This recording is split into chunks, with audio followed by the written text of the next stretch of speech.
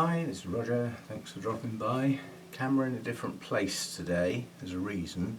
Normally it's here in the doorway, sort of pointing that way. And today it's right up in the corner as far as I can get it. And I'd like to have been able to get it farther back, but that's about it. Reason in a minute. Weekend. Picked up Hannah Friday afternoon. She had work on Friday, so later in the day. A nice lazy Friday evening, nice meal, and in my case some wine. And early start Saturday, picked Lynn up and then set off to Burnham's for the Devon Orchid Society show, which certainly from my point of view was a good success. You know, I was well pleased. I hope they saw it as such. Basically it was Devon Orchid Society, there was the Southwest Orchid Society, ours, Bournemouth Orchid Society, and Cornwall Orchid Society, and extra traders as well. Lawrence Hobbs was there, obviously, as well as Burnham's. Their sales area was still up and running.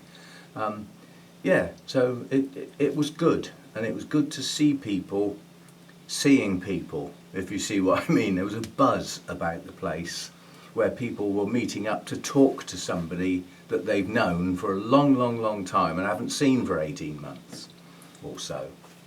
So I think it went very well. A while back, it was the last lot of orchids to go. A guy called Sean, who's Devon Orchid Society, he bought the big Coelogene cristata. I said, I'm not posting that. And he said where he lived, and if I was ever going to Burnham's, could I drop it off? I said, yeah, no problem, I'll take a trip to Burnham's. And he said there's a place to meet just outside a town that is en route before you get on the dual carriageways and motorways and stuff, so stoppable. He said that recently opened up, because they'd opened up during the lockdown or the stricter rules, but they had outside space with tables and things so they could carry on trading. They couldn't let anybody in to eat, you had to stay outside, but it worked. And so he arranged to meet me there, and Lynn decided to come along on that trip as well. So we met up and did the thing with the orchids and did all that sort of stuff, and then had breakfast. And it was a really good cooked breakfast, and one of the best cups of coffee I'd ever had.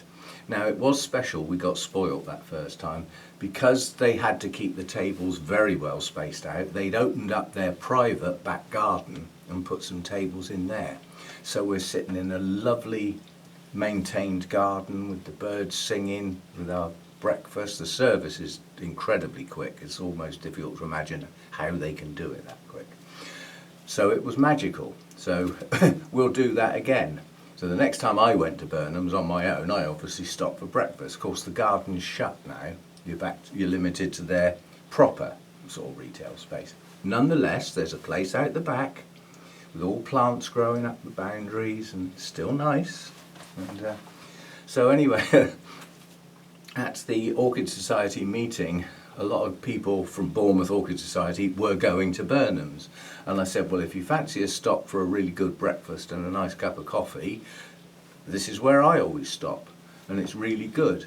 Now if you take, it was me, Lynn and Hannah, and when we got there on Saturday, later than all the others, it was practically full. I was worried we wouldn't even get a table. Now that's always a good sign. When it's full and a lot of the people are local, you know it's good stuff. Anyway, we got a table out the back where I wanted to be, and we'd just sat down. I was still working out where I wanted to put me backside sort of thing, on this end of the bench or on this end of the bench. And the guy came up with, would you like any drinks? You know, yes. And then he'd just walked in the door and another one came out with the menus. Are you eating? Well, whatever. Gave us the menus and we started looking at them, and our drinks arrived. You know, really nice cup of coffee again.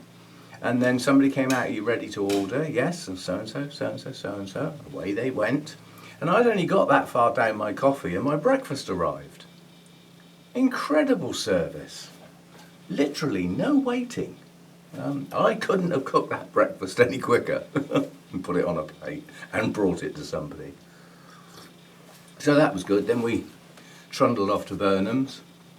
A lot of traffic on the motorway junction, but apart from that, relatively straightforward journey, and then just joined in with everybody.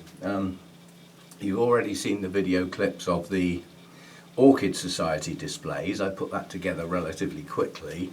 I've still got some video clips to put together of Burnham's stuff, if you see what I mean. And because Orchid Paradise was open, I've got some clips of the plants around the pond with the big fish in, with the koi. So I'll get those done soon. Several people asked what the plant that looked a bit like a vanda with the very tiny pale true blue blooms were. That plant comes out at various shows, or several people have got one, and the name is a big long name, so I can never remember it. But in the video, if you see the Bournemouth Orchid Society's lit up sign and the Vanda Cerulean above it with the two spikes, that got best in show. And it, providing it's still in bloom at the Bournemouth Orchid Society's own show in 2 weeks, well, a bit less than 2 weeks' time, if that's still in bloom, it'll get best in show again, I expect. It'll certainly take the Vanda class by storm. This is a really good plant. It must be about 20 years old. It doesn't look as though it's ever lost a leaf, and the bottom 4 leaves are as perfect as the top 4. And it's about, well, it's well over 2 foot tall, with leaves the whole length, all in perfect condition. You don't see a vanda like that that's that old very often in such good condition. Anyway, we had a good drive home. Lynn was well pleased with her day out. I didn't actually see what she bought. Oh, maybe she'll do a video, I don't know. You've seen what I bought, the 2 plants I bought, and Hannah and I had a very lazy day on Sunday. I must admit, I was really tired on Sunday, and I think it's a combination of driving later on Friday, 2 long drives again on Saturday, and being around and chatting and filming and being on my feet most of the time at Burnham's, and then getting woken up Sunday morning by a certain cat. I'll put a picture up.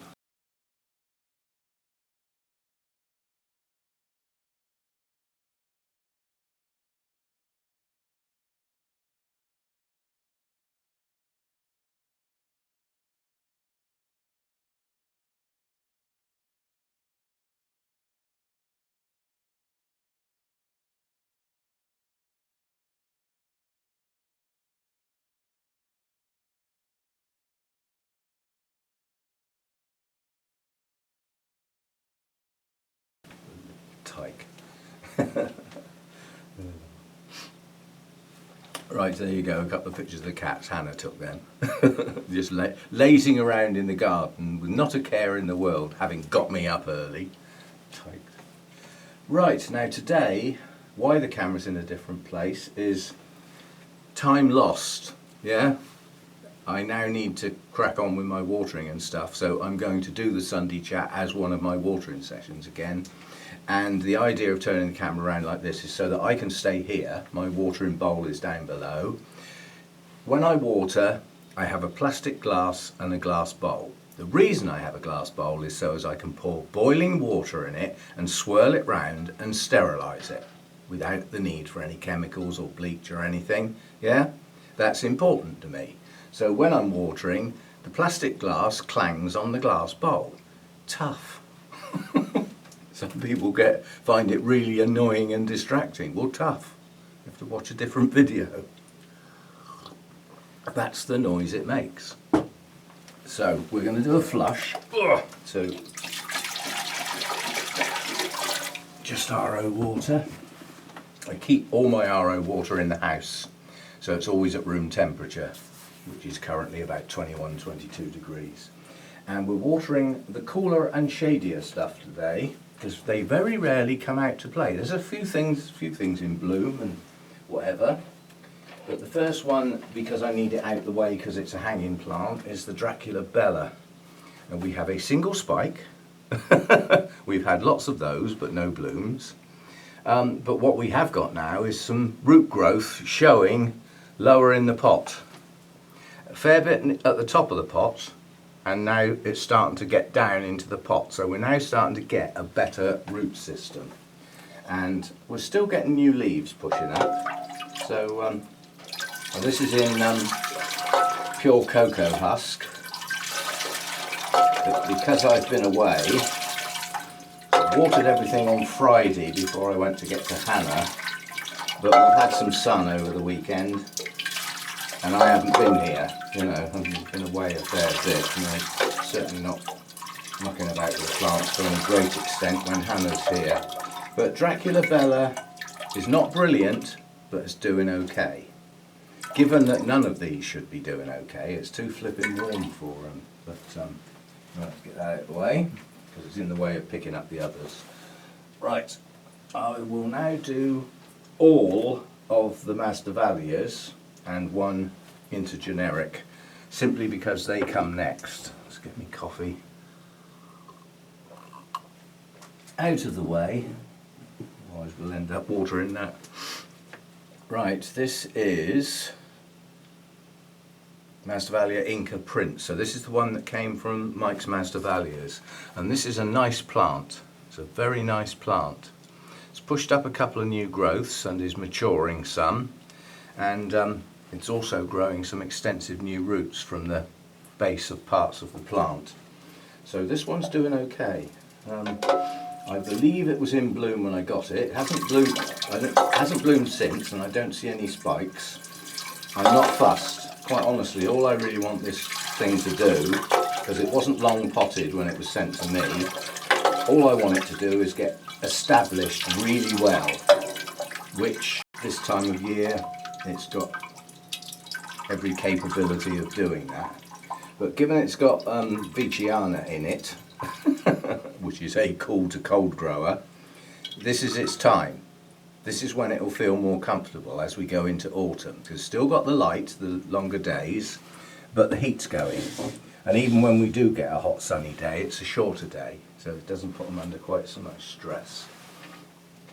Alright, and then this one, dead leaf there, you can come off, and another one there, that's two. Those have been going a while, they're not recent.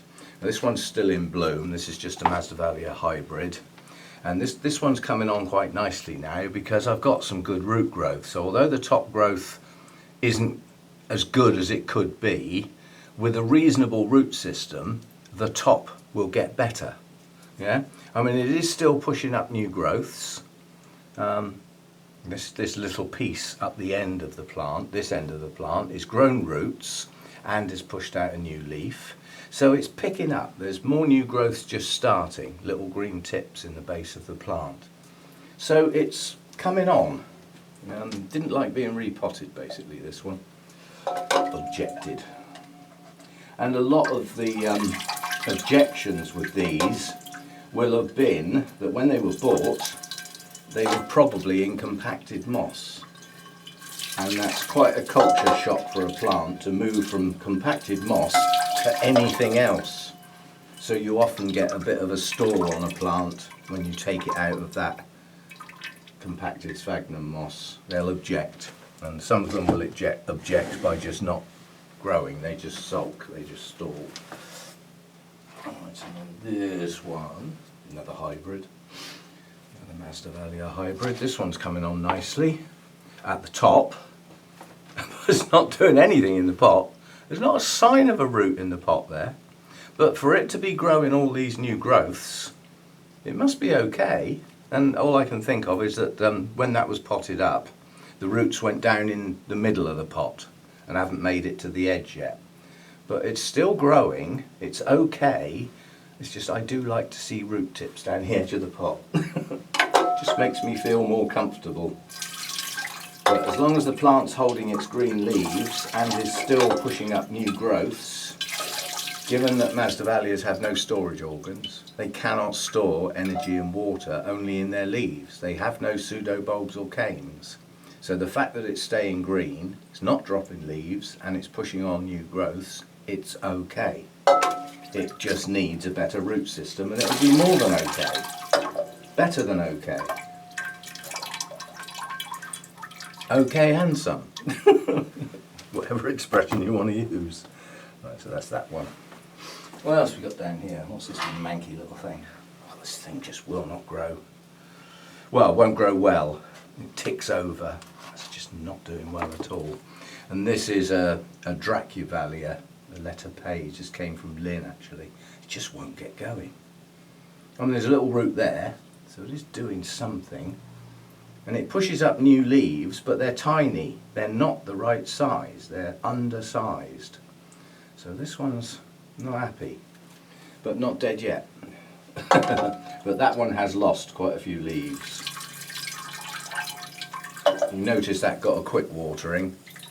With the bark and the cocoa husk type mixes, if it's dry or on the dry side and you want to water it properly, you pour the water through quite a few times to absolutely soak it. Yeah? But this was still slightly damp, so I've just poured a small amount through. That's it, it's not getting any more. So that's not soaking now. It's not as wet as some of the others. Right, any more of those types of things? Yes, we've got the biggie at the back. Ugh.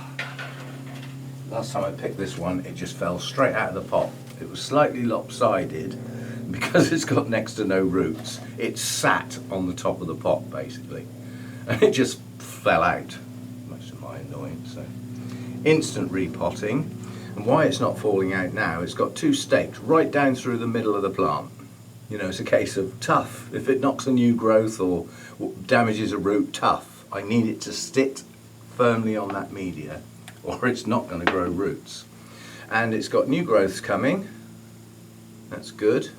I was going to say there won't be any root growth yet, but coming soon. And again, apart from that leaf there, which has got a brown end to it, and it was like that when I got it, I've got a good set of green leaves and there's new growth pushing on.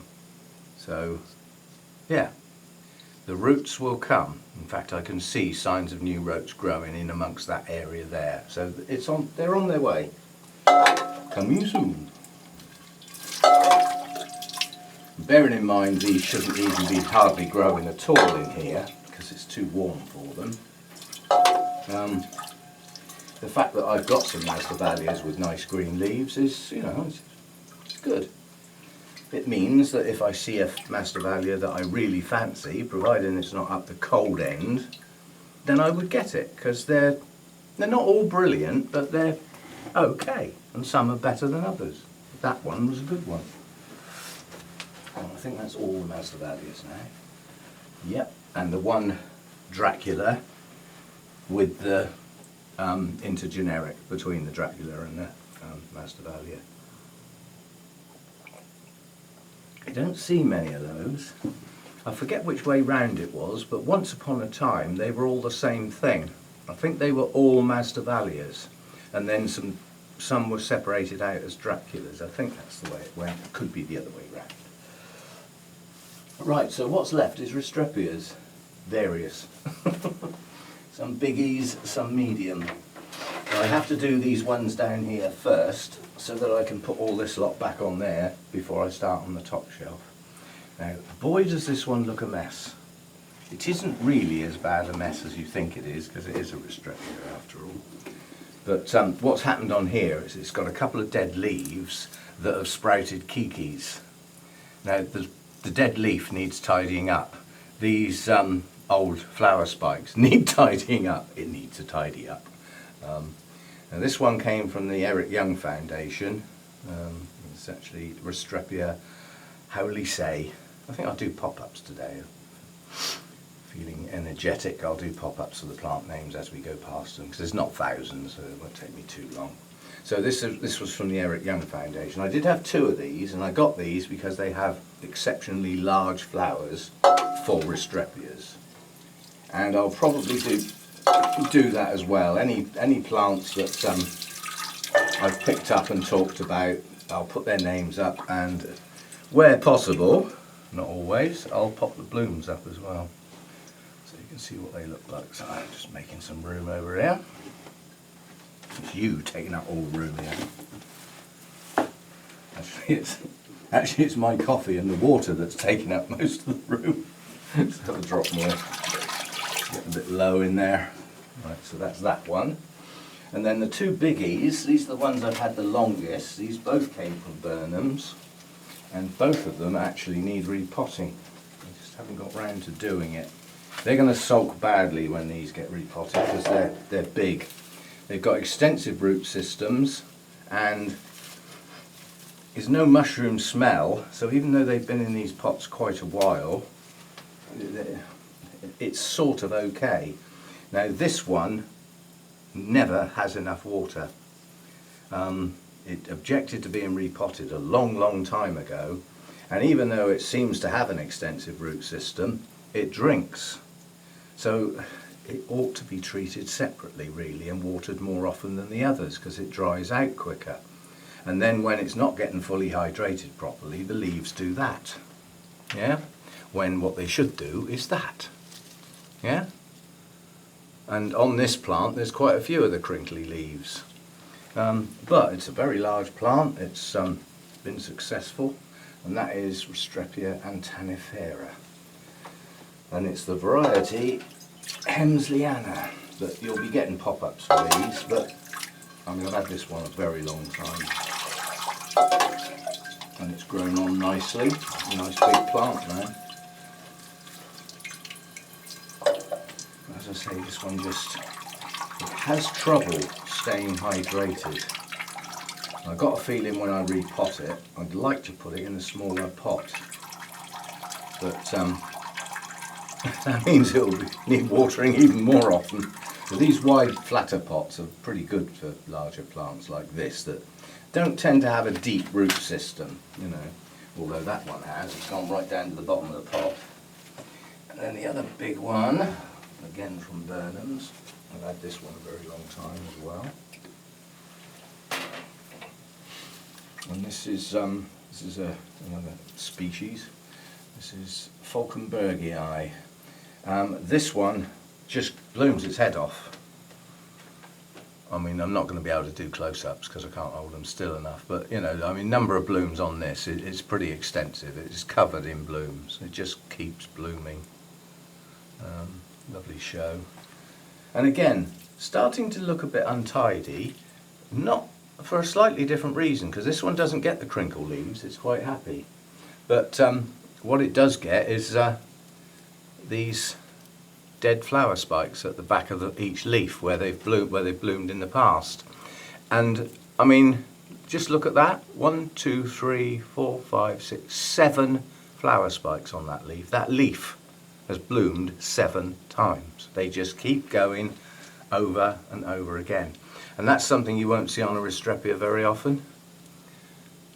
2 blooms at the same time on the same leaf. It's just a nice plant, this one. It just does well. Grows kikis as well. I mean, there's a new plant there on the end of that leaf. It's already got several leaves on it and some roots starting. You know, there's a new plant there. There's probably a couple of them if I searched. So it's done okay. Okay. As I say, I've had that one quite a long time. And these are a little bit dry because I need some more water already. I've only just put some in there. But those 2 plants have taken a lot of that. So jolly good. But I just look through the side of the clear pot, pour the water in, and if I haven't put enough in, it won't go down to the bottom. It'll stop short. And if it does, then I pour some more in. And once I see it's wet right from the top to the bottom, that'll do. And I don't have to wait for these to finish dripping because they're on a low shelf and they drip straight on the floor, not on another plant. So they can go straight back. So that's that shelf done. I've just got a few along the top shelf now. These effectively live in a microclimate or I wouldn't get away with it. They are on low shelves in the part of the grow room that gets the least sun through the glass. So the sun comes round here, now it's lower in the sky, it's got to get to there, yeah, before this end gets lit up. the other end gets lit up much sooner. So then this gets lit up just as the sun is turning the corner. So they get some pretty bright light for a relatively short time, and then they're back to sort of relatively shady.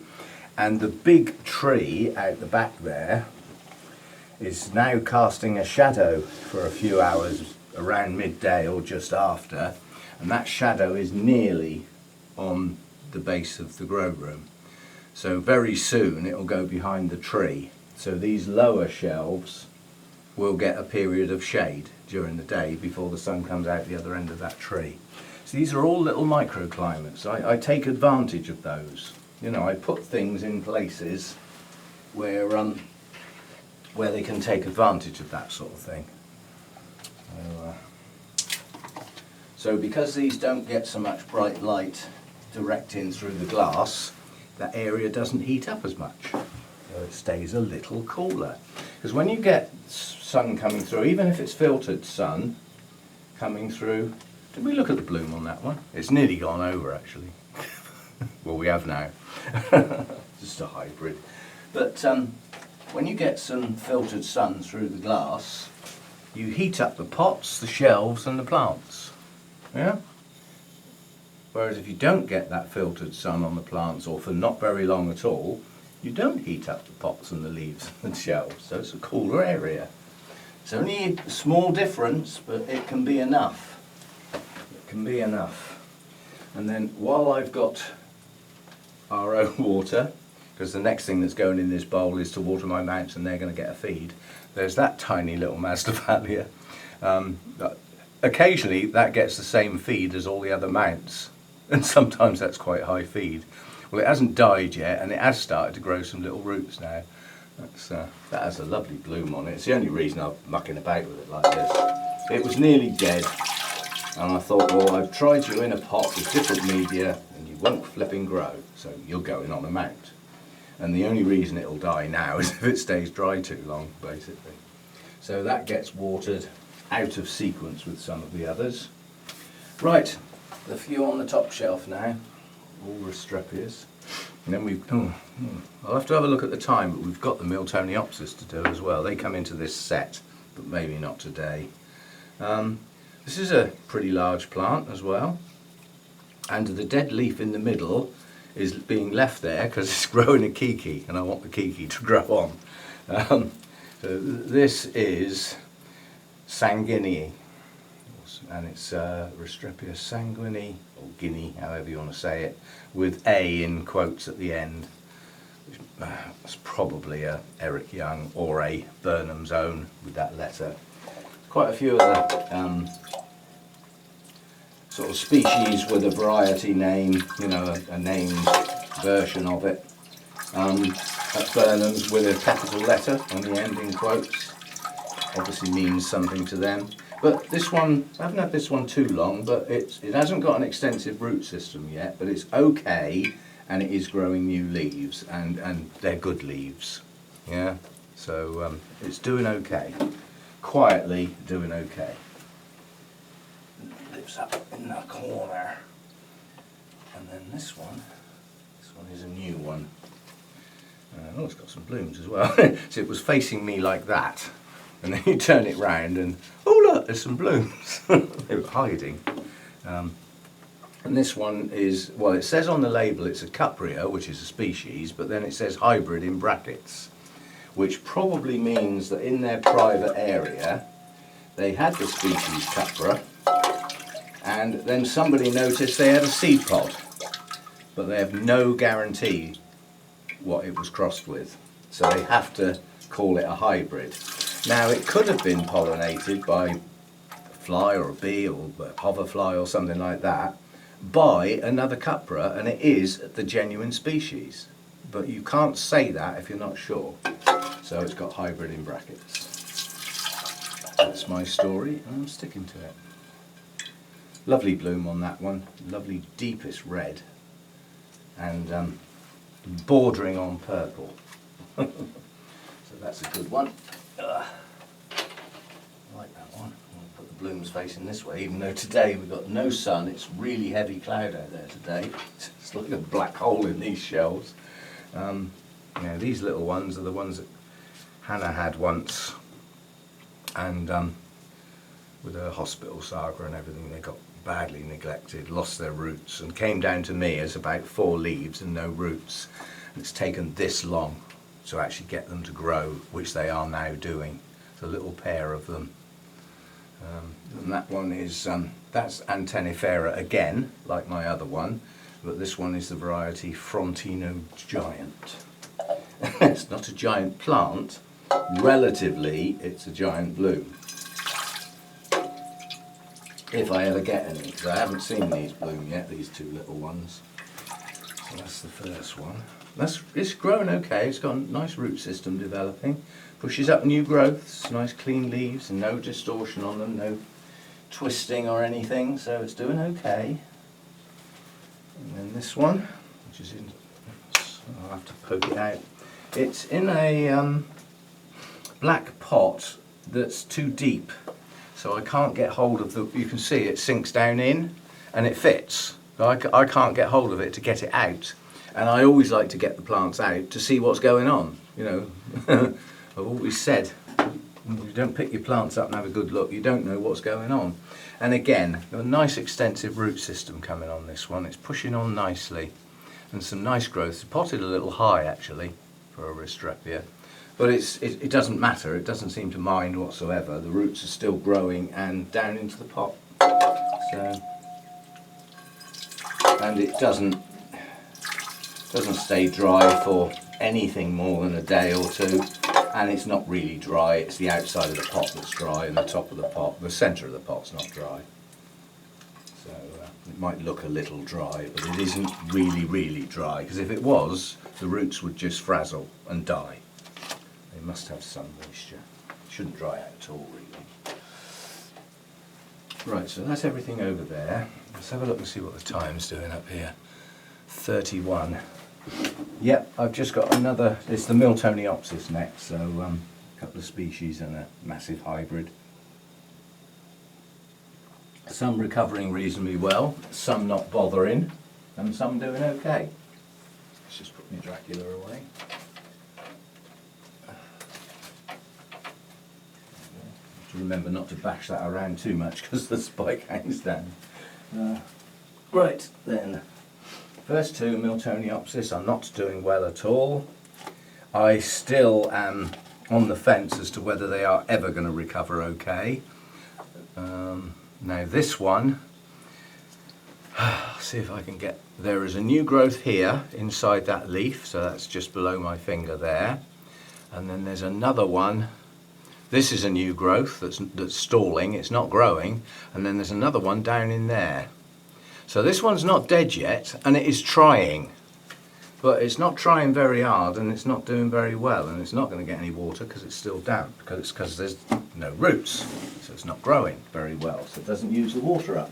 So that'll miss a cycle now, that won't get looked at for some time.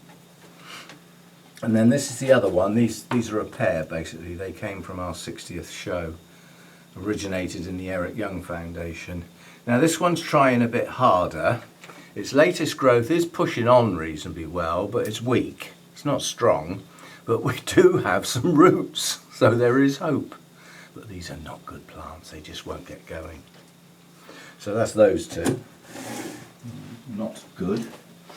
And over here, this one I haven't had long. You saw the bloom on this not long ago. I brought this back from Burnham's. This is Miltoniopsis Venus, primary cross between Phalaenopsis and the other one beginning with V. Vexillaria? I can't read, that's too small. Pop up. It's not only faded, but it's tiny little writing. And I haven't cleaned my glasses today, so they're all smudgy. It's like looking through fog. See now, if I had pink tinted glasses that were foggy, the whole world would be like the hippies must see. You know, pink and floofy. Anyway, this one's coming on. It's growing some roots. Recently potted. Hasn't stalled. Hasn't sulked. And we have one new growth pushing on. I think that's where some of the new roots have come from. So that'll be okay. That'll be okay. And then what have we got here then? It's another one that has to be poked out because it's in the wrong size flipping pot. It's funny, once I wasn't looking what I was doing. I put that's to poke the pot out, up through the hole, and it went in the hole in the pot with the plant in, pushed the plant right at the top of the pot. Actually, I wasn't laughing at the time because I was actually quite busy. Come on.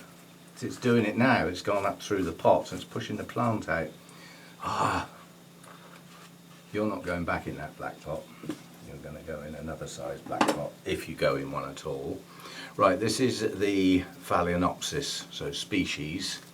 It's got new growths growing, and at the base of those new growths are some roots, which hopefully will get going in the pot. There's not much root activity on that plant, but it's trying. It's sort of doing okay. And it's got scale on one of the leaves. We'll have them while I see them. Don't walk past insects and think I'll deal with them tomorrow. They're now dead. They're gone. Yeah? So that's that new growth now has no scale. They've been squashed, they're dead. You don't need to worry about getting chemicals out when it's a tiny little bit like that. Probably touched another plant at some point, and one or two just moved. Does happen. Alright, so that's that one. That one's going to recover okay. That'll be fine. Ugh. See, now this one's in the same size black pot, but because it's a smaller pot I can get my fingers down and get hold of the rim. Now this is my well, precious to me because of the colour of the flower, and new growths are doing okay, and so are the roots. So this one's going to pull on nicely now. It's funny actually, these species seem quite small compared with some of the hybrids, and they are, but they can grow bigger if they start getting a decent root system and get some strength. They will grow bigger leaves and bigger pseudobulbs. Not huge, but they will get bigger than that. And then the Miltoniopsis that does get big, the other species, which is Vexillaria, bigger writing this time, that was the one I was trying to read earlier on. Now this one's having a new growth that's struggling. It's not hydrating as well as it should, so we've got concertina leaves. But it is getting some root growth going, so I'm hoping it gets enough hydration to push those leaves on and sort of straighten them out a bit. We shall see. But this can grow quite large. This can, you know, be along the lines of some of the hybrids you can buy. It can push out quite large leaves, and it has a lot of leaves per bulb. It seems to be a trait of this one. I mean, that bulb there, which was the only growth I managed to save with the rot, it's got 1, 2, 3, it's got 6 leaves. You know, that's a larger number for what is basically an oncidium type.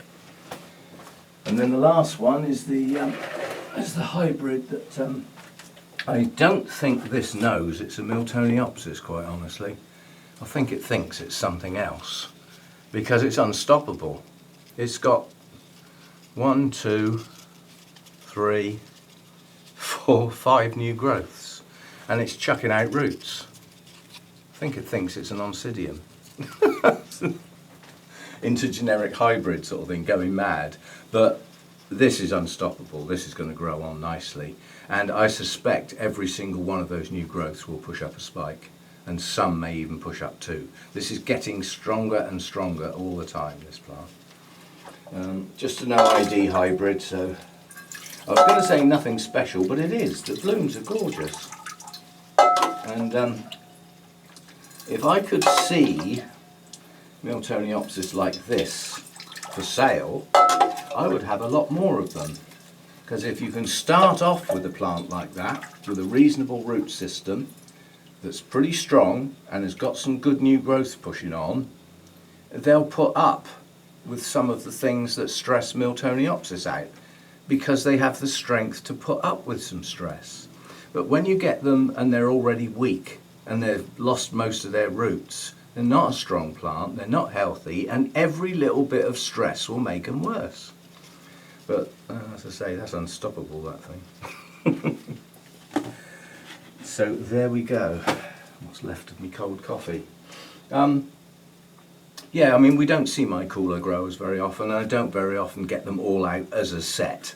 In theory, I shouldn't have any of those doing very well at all. Although some of the Miltoniopsis species are actually not cool growers, they creep into the intermediate lower range. So they should be okay in here. Yeah, providing they're hydrated and the humidity's good, they'll put up with some heat now and again. But what does that group of plants in is when we get a heat wave, when the days are at their longest. That is so much stress for cooler growers. You know, when you've got 15 and a half, 16 hours of over the top heat, day after day after day, they cannot recover from it. So they stop and then they start to go downhill. And the only thing that will stop that downhill thing is to lose the heat, you know. And when you get situations like that with these, well, with all of these, they're all high humidity plants. None of them like low humidity. Restrepia being top of the list. They're listed as 80 to 95 happy, 75 okay. Much below that they start getting a bit iffy. And yet I know people grow them on windowsills. So a lot of these ancient runes and old scrolls, they're not as accurate as one would think. If you can grow a Restrepia on a windowsill in the humidity that you've normally got in a room, then perhaps they don't need it that high. But what you will get is the less tolerant of lower humidity won't do well on a windowsill. And even if it's one that does, it probably wouldn't do quite as well as one in the right environment. So okay, it's okay, and it blooms and you're happy, but it could be better. That's the difference. It's just that little difference. And some orchids are so flipping fussy, if the conditions aren't right, they just start going downhill. And some of them can take 2 years to die, but die they will eventually. You know, they're just so fussy they won't put up. They're not tolerant of things that aren't quite right.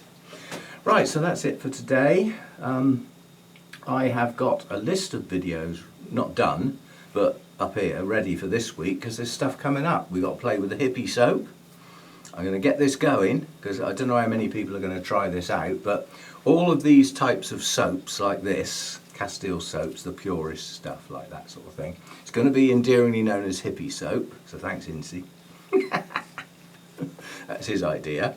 And if the formula works, it will be hippie soap that becomes yippee soap. It's going to catch on, try it.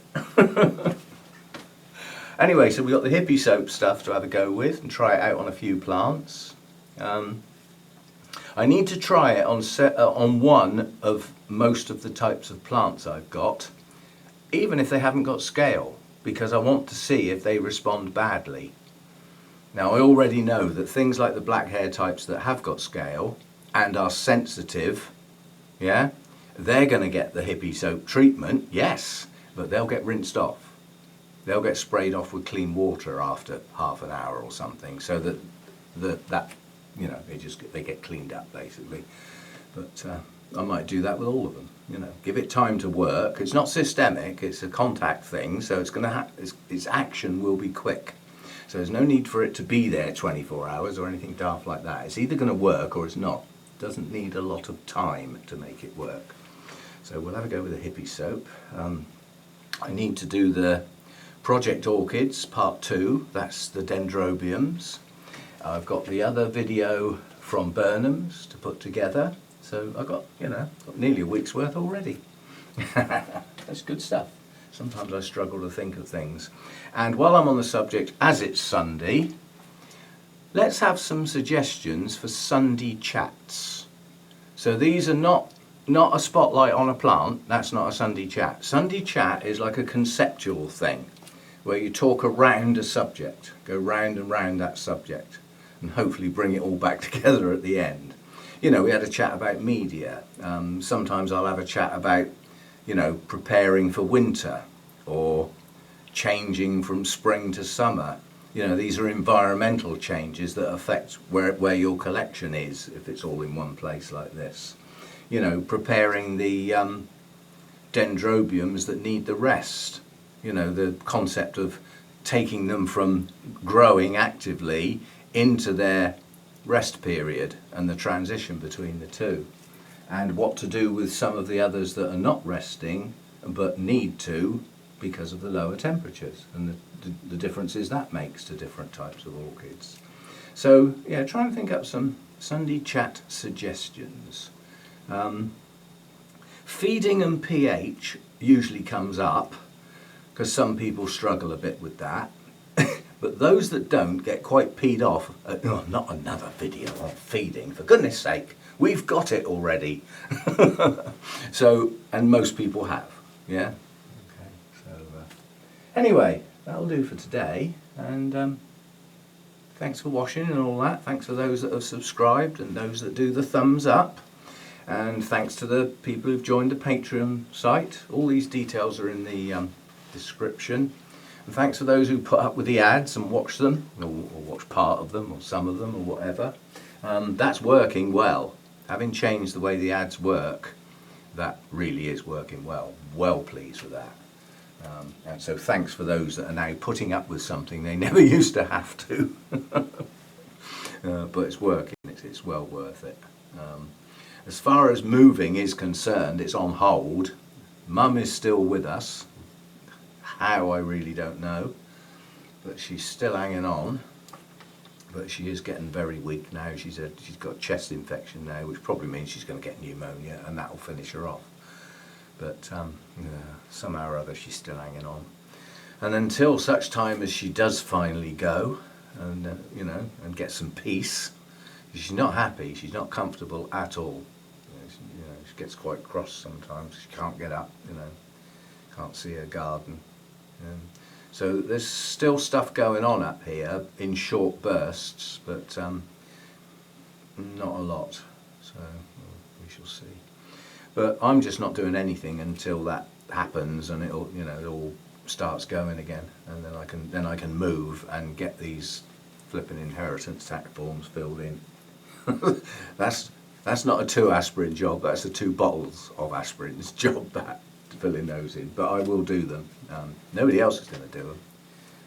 So I'll get those done, and then they can be scrutinised by all concerned, and then we can get it moving again, because it all takes a long time. And the earliest, I've got people that I know that have worked in probate. They've seen how painfully slow all those processes are, and apparently I'm up for a medal and an award if I can get this all done within 3 months.